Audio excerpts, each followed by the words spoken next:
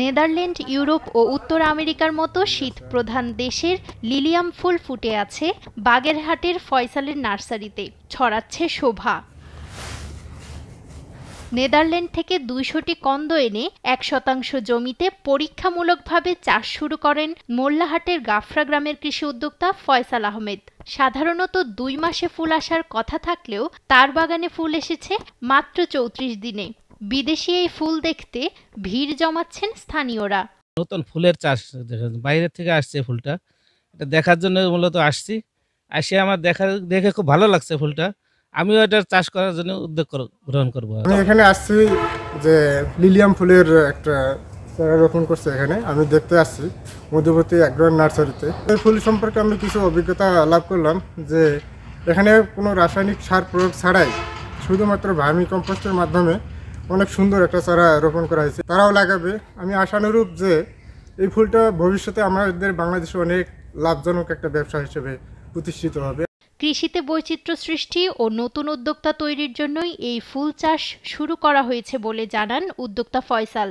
আমি সবসময় নতুন নতুন কিছু করার চিন্তা ভাবনা থাকে, তো এর ভিতরে লাল তীর কোম্পানি আমাদের হচ্ছে যে একটা প্রপোজাল দেয় যে বিদেশ থেকে এই ধরনের লিলিয়াম ফুলের বাল্ব আসবে, যেটা হচ্ছে দক্ষিণাঞ্চলের ট্রায়াল হবে।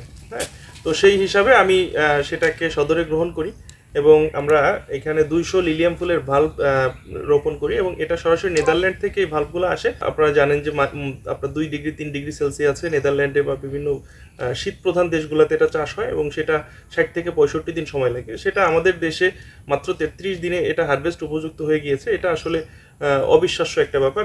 শীত প্রধান দেশে ফুল হওয়ায় পলিনেট হাউসে লিলিয়াম চাষ করতে হয়, যা জটিল এক পদ্ধতি। সরকার সহযোগিতা করলে লাভজনক এই ফুলের চাষ বৃদ্ধি পাবে বলে মনে করছে কৃষি বিভাগ। আমাদের একজন তরুণ উদ্যোক্তা ফয়সাল এইটা চাষটি করেছে এবং এখানে একটি স্টিকের দাম 250 থেকে 300 টাকা এবং এটা বাংলাদেশের বাজারে প্রচুর সম্ভাবনা রয়েছে। আমাদের এই এলাকায় যদি এরকম উদ্যোক্তা সৃষ্টি করা যায় তাহলে কিন্তু এই ফুল চাষের একটা ব্যাপক সম্ভাবনা রয়েছে।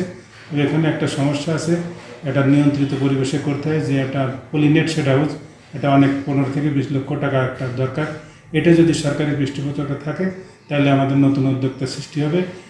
ফয়সালের পলিনেট হাউসে লিলিয়াম ফুল ছাড়াও আছে উচ্চ ফলনশীল মরিচ, টমেটো, বেগুন, টিস্যু কালচার কলা, ক্যাপসিকাম, পেঁপে সহ বিভিন্ন জাতের চারা। নিউজ ডেস্ক, দেশ টিভি।